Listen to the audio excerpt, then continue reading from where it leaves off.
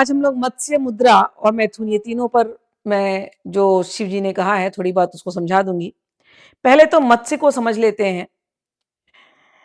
मत्स्य जो है वो है जलचर जीव, मांस भूचर।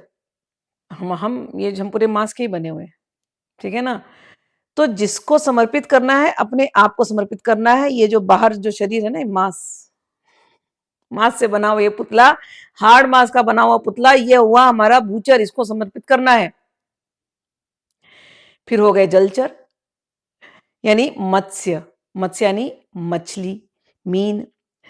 तो शास्त्र में कहा गया है, गंगा यमुनयोर मध्ये द्वौ मत्स्यो चरत सदा, तो मत्स्यो भक्षयेदस्तु स भवेन मास भक्षकः।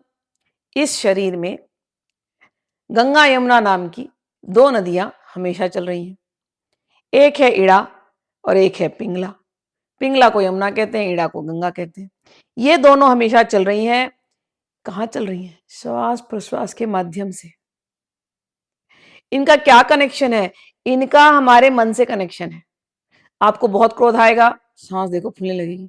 काम वासना चढ़ गई, सांस फूलने लगेगी। आप गलत काम कर रहे हो, सांस एकदम तेजी से बढ़ने लगेगी।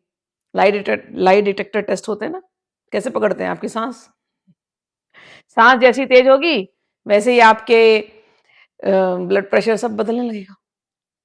तो ये जो सांस है ना, ये मन को नियंत्रित करती है, और ये सांस ये पूरे शरीर में चलती है। और ये शरीर का जो पुतला बना हुआ है, इसमें 70% क्या है? रक्त है, जो कि जल।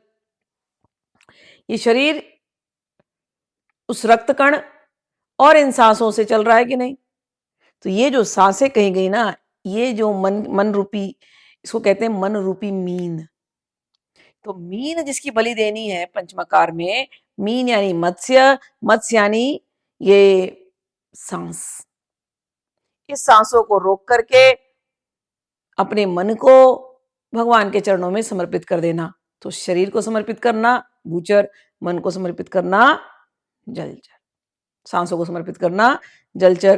तो योगी क्या करते हैं? योगी इन दोनों सांसों का भक्षण कर लेते हैं।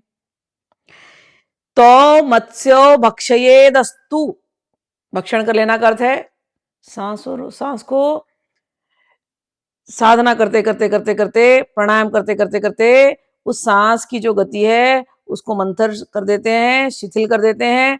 जब हम ज्यादा उत्साही रहते हैं ना, उत्सुक रहते हैं, तो सांस बहुत तेजी से चलती है। लेकिन जब साधना में होते हैं और जब आगे के अवस्था में जब जाते हैं, तो एक उन्मनी अवस्था आती है, उसमें वो सांस एकदम मंथर गति में होती है और कई कई घंटों तक तो चलती ही नहीं है। योगी जो होते हैं वो इसका भक्षण करते हैं।